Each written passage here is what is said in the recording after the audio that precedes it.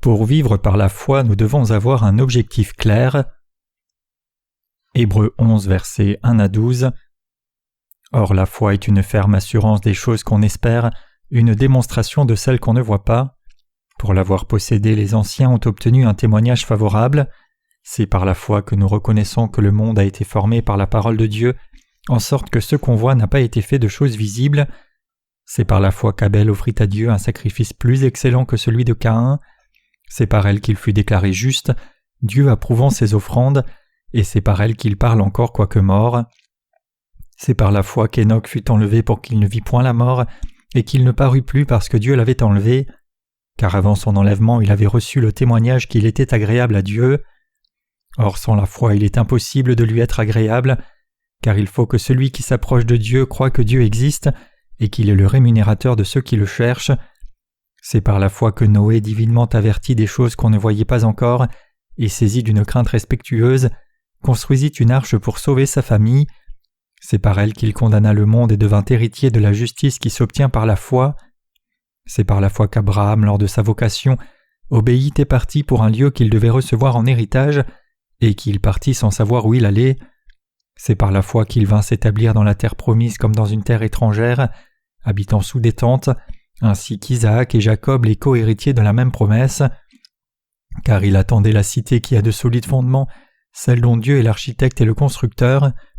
C'est par la foi que Sarah elle-même, malgré son âge avancé, fut rendue capable d'avoir une postérité, parce qu'elle crut à la fidélité de celui qui avait fait la promesse. C'est pourquoi d'un seul homme déjà usé de corps naquit une postérité nombreuse comme les étoiles du ciel, comme le sable qui est sur le bord de la mer et qu'on ne peut compter.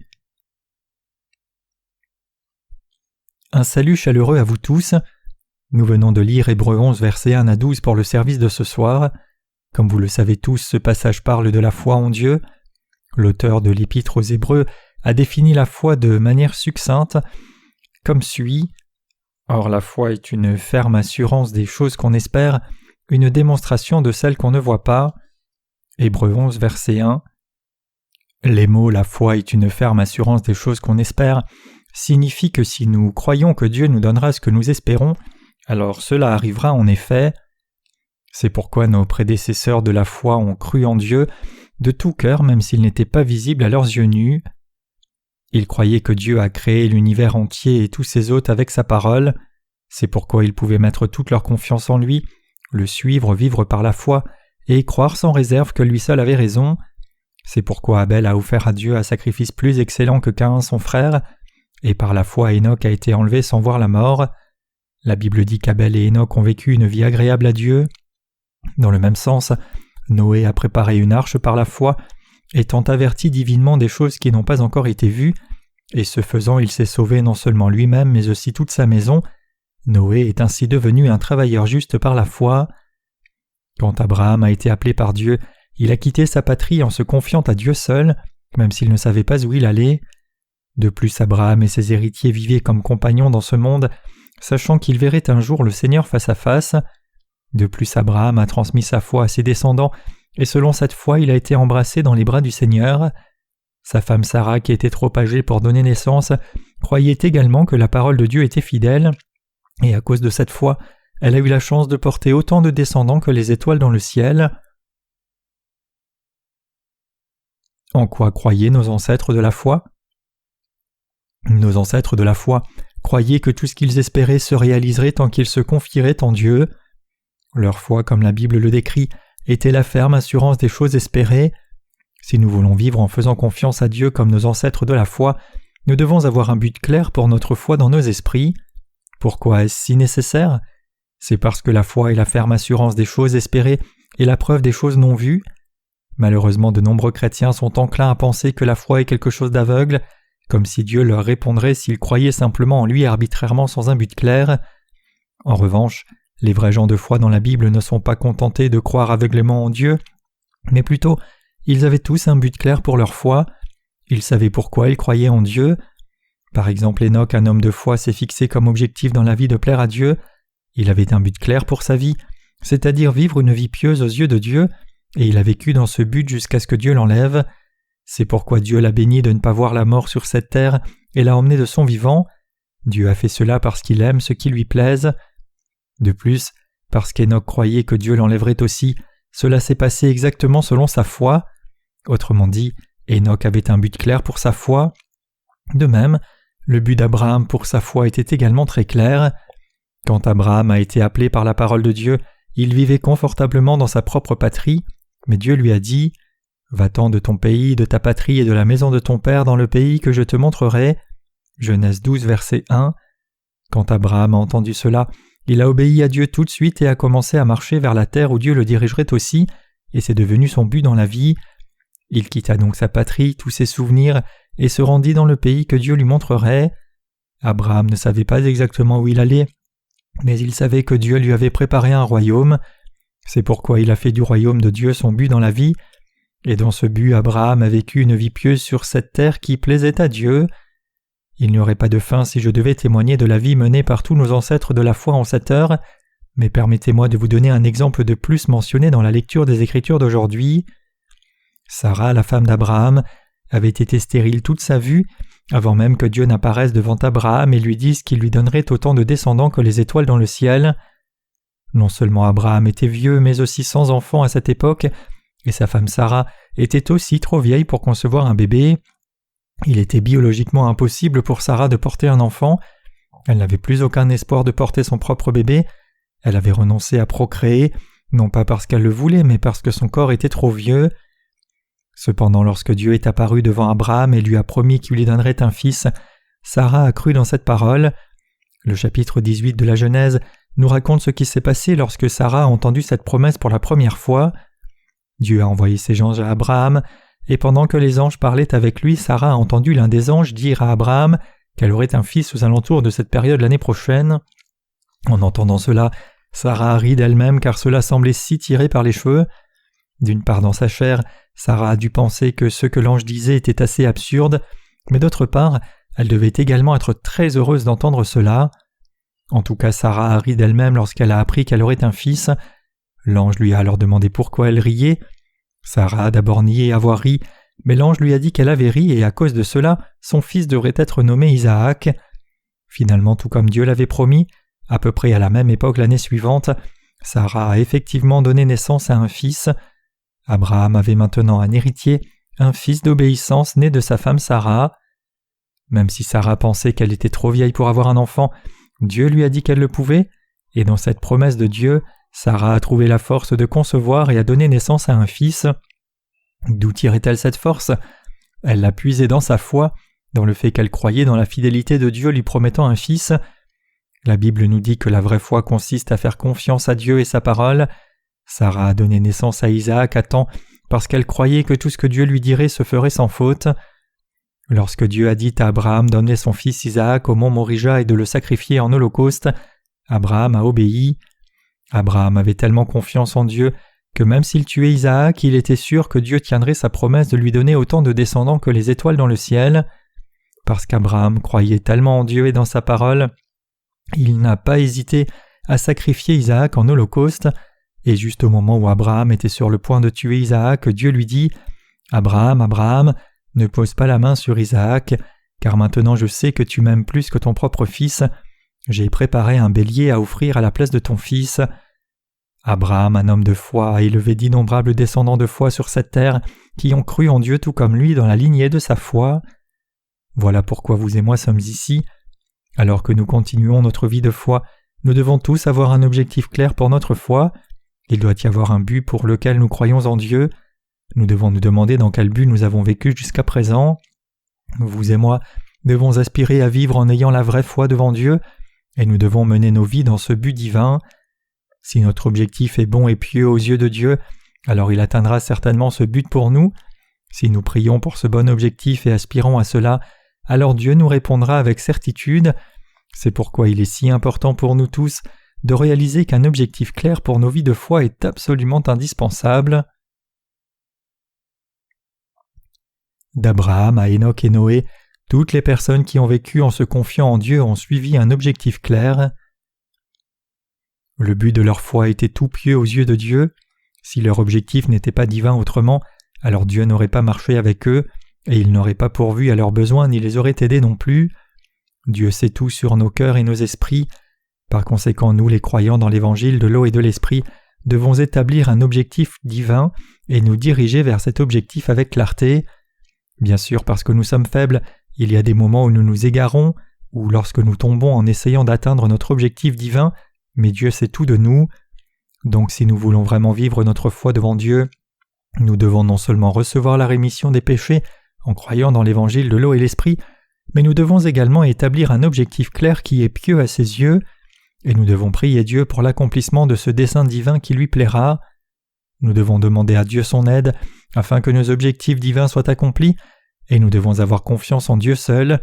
Rien d'autre que ceci n'est le but ultime pour tous ceux qui vivent en faisant confiance à la justice de Dieu. Pour les justes, en d'autres termes, avoir foi dans la justice de Dieu est leur but dans la vie. C'est parce qu'ils croient que Dieu leur permettra de vivre comme ça. Comme Abraham, j'ai aussi beaucoup de lacunes. Malgré mes échecs, j'ai fini par avoir un but clair pour ma vie une fois que j'ai trouvé la justice du Seigneur et reçu la rémission de mes péchés. Je me suis demandé, maintenant que j'ai reçu la rémission des péchés, quel devait être mon but dans la vie? La réponse était claire. Mon but dans la vie était de défendre et de répandre la foi dans la justice de Dieu. Le premier obstacle que j'ai rencontré pour y parvenir a été ma mauvaise santé. Je ne suis pas exactement un type robuste en matière de santé, mais ce n'est que grâce à la force de Dieu que j'ai pu vivre à ce jour. Au moment où j'ai eu 30 ans, mon corps avait déjà été ruiné par mes jeunes escapades.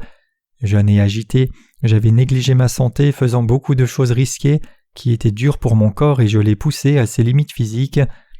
Pourtant, aussi longtemps que ma jeunesse a duré, je n'ai pas vraiment prêté beaucoup d'attention à ma santé, car je pensais que ce n'était pas si mal. Mais une fois que j'ai trouvé la justice du Seigneur, ma santé est devenue une préoccupation majeure pour moi. Alors j'ai prié Dieu et je lui ai demandé de me rendre ma santé en lui disant « Seigneur, s'il te plaît, rends-moi en bonne santé.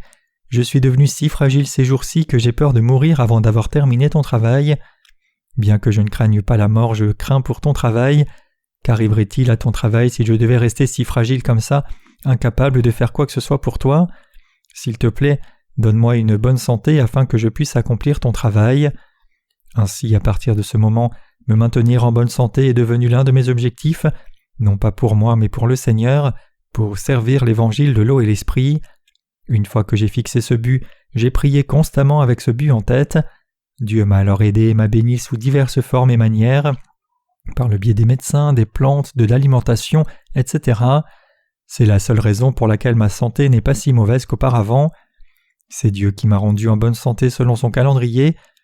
Une fois que j'ai décidé de faire ce qui était agréable à Dieu, c'est-à-dire de prêcher l'évangile de l'eau et l'esprit dans le monde entier, je me suis fixé comme objectif d'être en bonne santé.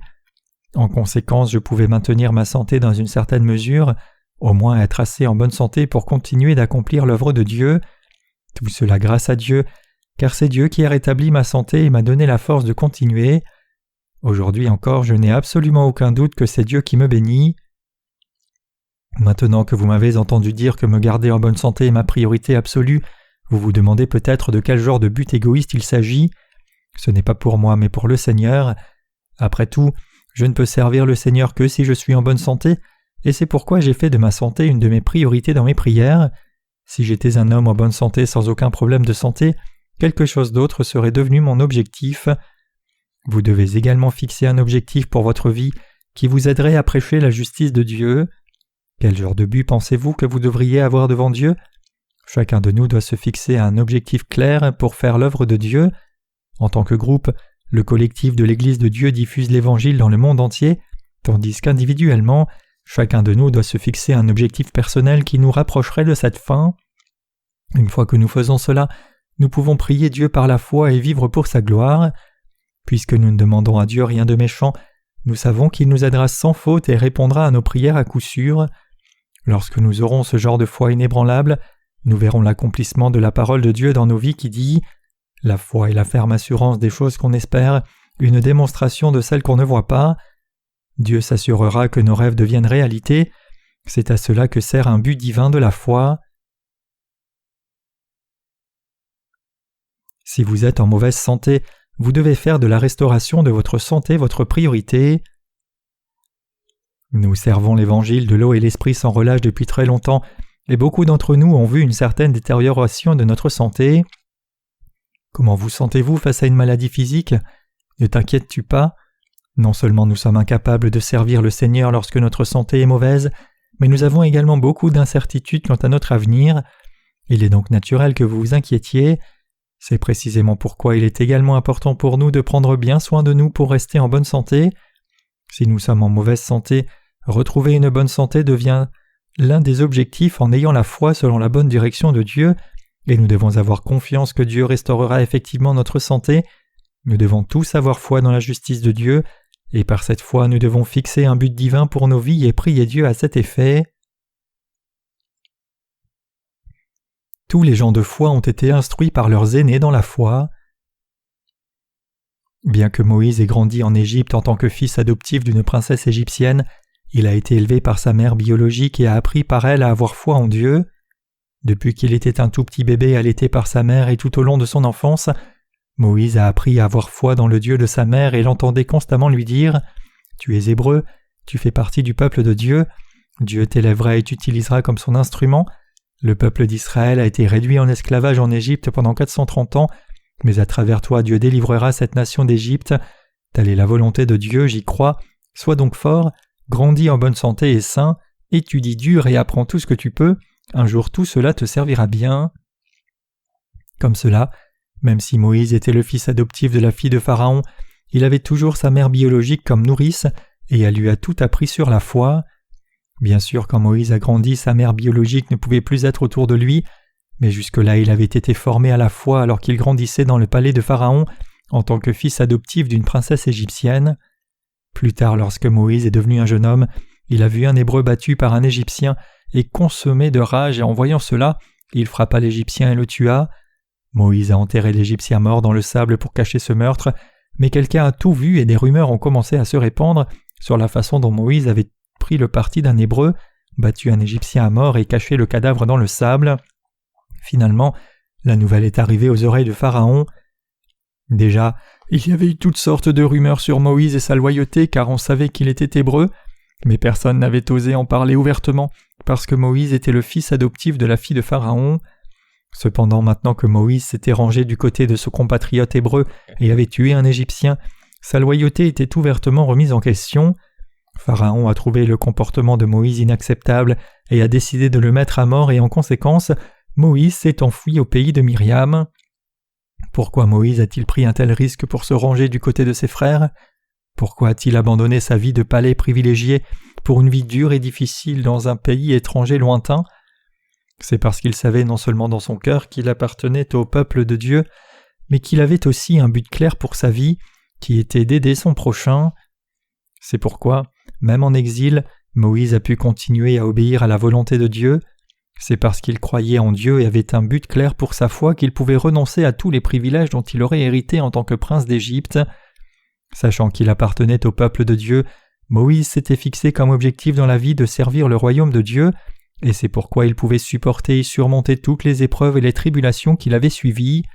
C'est quand notre but est clair que nos prières sont claires, et c'est alors que nous pouvons prier avec foi. Si notre but dans la vie est clair et pieux aux yeux du Seigneur, nous pouvons tous prier Dieu avec ferveur. Mes chers croyants, tous ceux qui ont vécu par leur foi en Dieu ont vécu par le genre de foi qui plaisait à Dieu. Samson a été choisi par Dieu alors qu'il était encore dans le ventre de sa mère. Il était l'élu de Dieu. Mais comment était sa vie ? Même si Samson a été choisi par Dieu pour être le chef d'Israël, quelque part en chemin il a perdu son but dans la vie et a donc dû faire face à de nombreuses difficultés.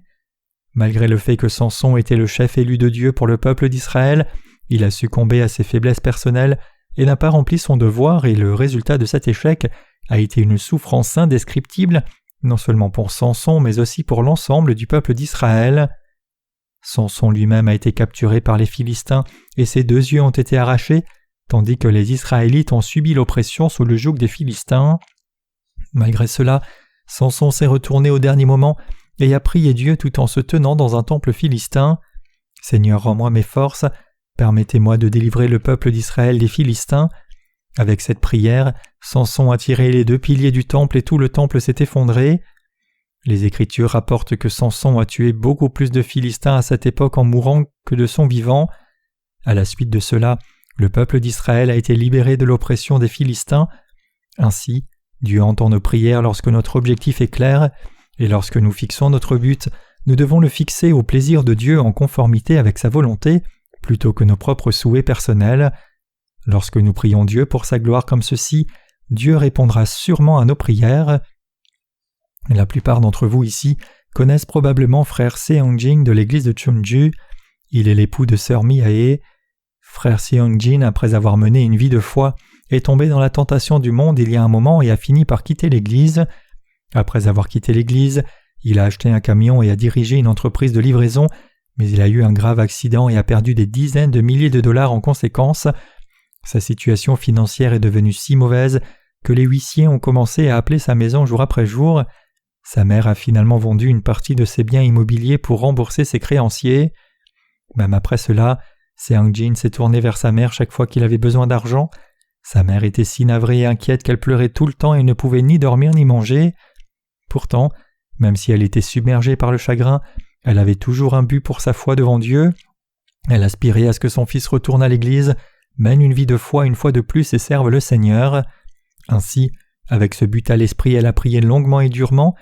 Chaque fois que je la rencontrais à l'une de nos retraites spirituelles, je lui posais des questions sur son fils et elle me disait que peu de choses avaient changé. Elle me demandait alors de prier pour elle pour son fils et nous prions ensemble, main dans la main en accord. Certains de nos ministres ont décrié le frère Seong-jin disant qu'il était sans espoir et que nous devrions simplement l'abandonner. Cependant, même si personne d'autre n'y croyait, sa mère croyait de tout son cœur que son fils reviendrait sans faute à Dieu et reprendrait sa vie de foi avant la fin de son temps. Après quelques années, frère Seong-jin s'est effectivement présenté dans l'église. Au début, il ne faisait que tester l'eau, mais avec le temps, son cœur a été pleinement consacré à retourner dans le giron de l'église. Il a finalement épousé sœur Mi-ae, une fidèle servante de Dieu, et vit maintenant une vie heureuse et prospère dans l'église de Dieu. Voilà, mon cher croyant, la vraie foi. Si le but de notre foi est clair et si ce but est bon aux yeux de Dieu, alors il écoutera sûrement nos prières et nous bénira pour atteindre ce but. Il nous écoutera à cause de notre foi. C'est en effet le cas.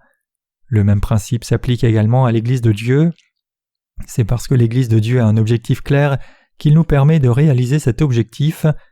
Lorsque l'Église de Dieu le fait, son but est de prêcher l'Évangile de l'eau et l'Esprit partout dans le monde. Quand nous aspirons à ce que Dieu accomplisse cela, quand nous croyons qu'il accomplira cela, et quand nous le prions par une foi comme celle-ci, alors nous pouvons voir l'œuvre de Dieu se dérouler sous nos yeux, et nous continuerons de la voir se dérouler. Comme ça, vivre par la foi en Dieu, c'est tout simplement définir un but clair, qui est agréable à Dieu et prier pour ce but. C'est ainsi que les croyants mènent leur vie. Lorsque notre objectif n'est pas clair, nos prières ne sont pas sérieuses. Les malades ne peuvent pas être guéris si leur propre attitude est indifférente. Bien sûr, lorsque nous, les croyants dans l'évangile de l'eau et de l'esprit mourrons, nous irons tous au royaume des cieux. Quelqu'un ici n'est-il pas sûr qu'il ira au paradis? Si vous ne savez toujours pas si vous irez au royaume des cieux ou non à votre mort, alors vous et moi devons avoir une conversation sérieuse après le culte, même si cela dure toute la nuit.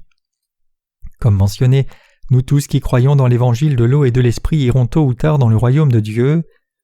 Cependant, si quelque chose de malheureux nous arrive alors que nous sommes encore sur cette terre, cela nous empêchera de prêcher l'Évangile. C'est pourquoi il est si important pour nous d'être en bonne santé, d'accomplir diligemment nos tâches données par Dieu jusqu'au jour du retour du Seigneur, de vivre par la foi et d'avoir un objectif clair pour nos vies de foi. C'est alors que Dieu accomplit nos desseins. C'est lorsque nous avons un objectif clair que nous en venons à utiliser notre foi pour ce but et à prier Dieu pour cela, et Dieu répond également à nos prières et nous bénit pour atteindre ce but. C'est ainsi que nous vivons la foi, et c'est ainsi que chaque homme et chaque femme de foi vivait. Tout comme vous, j'ai également besoin de vivre une vie de foi axée sur un but. Il y a tellement de choses à dire à ce sujet que je pourrais rester ici et en parler toute la nuit pendant des mois. Après avoir reçu la rémission du péché, j'ai quitté le lieu de ma résidence et je suis allé à Sokchok. À cette époque, ma situation personnelle était si difficile que je ne pouvais même pas accomplir l'œuvre de Dieu. Alors j'ai dit à Dieu, « Seigneur, regarde-moi. Regarde comme je suis misérable. Ne suis-je pas ton serviteur? Pourquoi m'as-tu mis dans une situation aussi difficile? Tu sais que je devrais être occupé à accomplir ton travail, mais je ne peux rien faire maintenant. Que fais-je ici à Sokcho, une ville de pêcheurs éloignée? Comment peux-tu t'attendre à ce que je m'adapte à une si petite ville alors que j'ai toujours vécu dans une grande ville? Que fais-je dans cet endroit reculé? Je ne peux même pas faire ton travail. J'ai honte de moi. Regarde toutes ces personnes coincées qui me regardent. Comment peux-tu me traîner dans un endroit comme celui-ci et me demander de vivre avec de telles personnes? C'est embarrassant et honteux. Cependant, malgré de telles difficultés, j'ai toujours cherché la volonté de Dieu pour moi.